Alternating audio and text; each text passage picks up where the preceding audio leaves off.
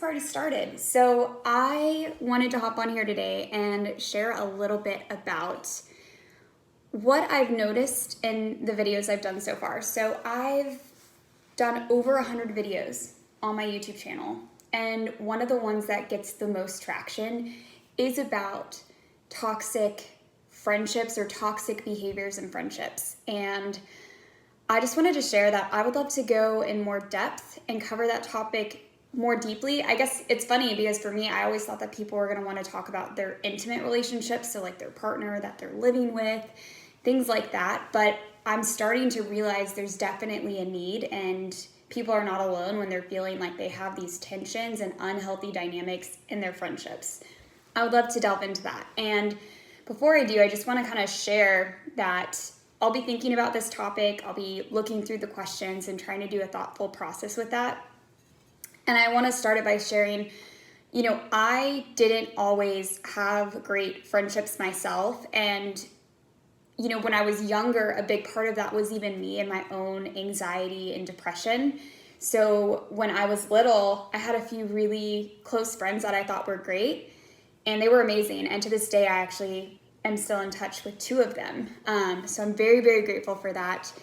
And I still didn't feel like I belonged in a lot of groups growing up as a kid. Like, I remember feeling like I wanted to be in certain popular crowds, and I think especially in middle school for me, that was a time and a weird age where I constantly felt like I was trying to recreate my identity. I was trying to constantly fit in, and I really struggled with that because I didn't have a strong sense of my self-worth.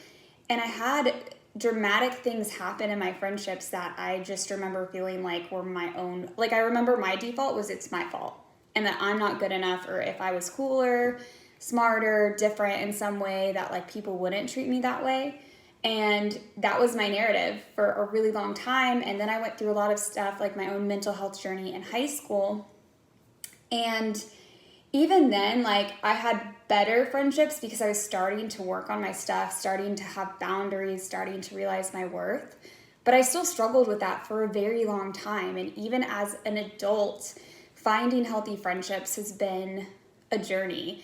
And when I first moved to Wichita, the first initial group that I connected with, I wasn't in my healthiest place too. So I like to take ownership of my role. These people may actually be in better spaces now, but we found each other in not healthy spaces. And so I remember over the first year trying to develop friendships, and then slowly starting to realize those friendships were not good for me, and that they were also showing certain toxic behaviors that I was starting to outgrow.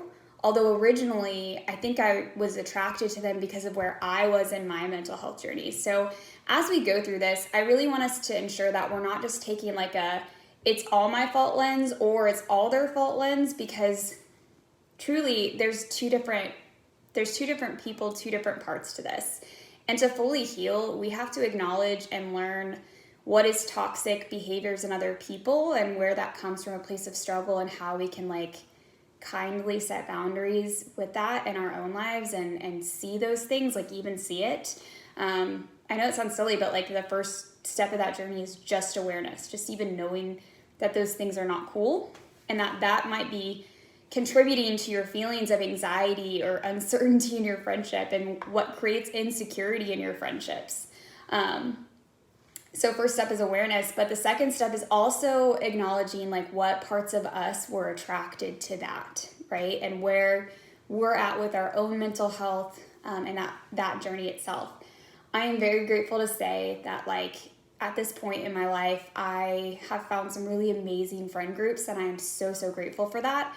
And I think a big part of that was having to learn multiple times, through different layers of my journey, about what was healthy and what wasn't, and working on my own stuff so that I was also a safe person for those people. Because we have to also be, to attract the people in our lives that are healthy, we have to also show up healthy, because they're going to put boundaries up with us if we aren't doing our own work. That's kind of how that cookie crumbles, where it's a both and process.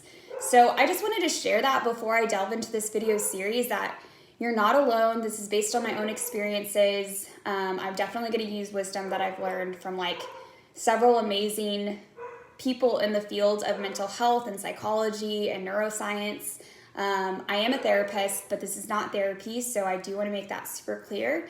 And I'll share bits and pieces of my journey, but I also want to be cognizant about not oversharing, because this isn't about me. I just want to basically create a narrative that isn't shameful, that you realize like you're not alone. That's my only point in sharing my stuff, is just to say, if you're struggling with this at any developmental age, because I'm happy to go into how this this impacted me in elementary school, middle school, high school, college, after college. I've had different phases of what this has looked like. And I just want to go through those with you so you can kind of see it and heal and deal with different things. It may look different based on our ages. However, it usually comes from similar wounds. And at the end of the day, we've got to work on our stuff, and we have to have that initial knowledge base of what is unhealthy and what's okay for us to expect in relationships. And that may vary person to person. So when I share certain things that have worked for me, if it doesn't work for you, I totally honor and respect that. We're all our own N equals 1 experiment, and I'd love, to hear if you have differences. Like, I'm open to hearing that, and maybe in your space there are things that feel more comfortable or don't, and I honor that.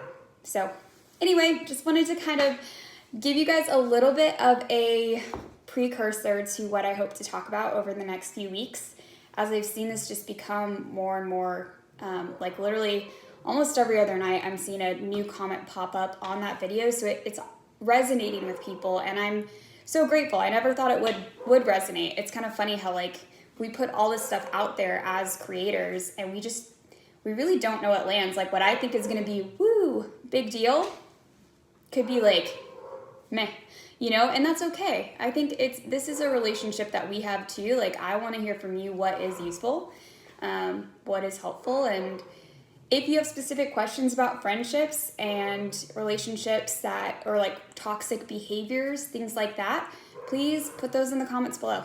I will be looking over those over the next few weeks as well, and I'm happy to incorporate them. Otherwise, I hope you have an awesome day, and Jenny out.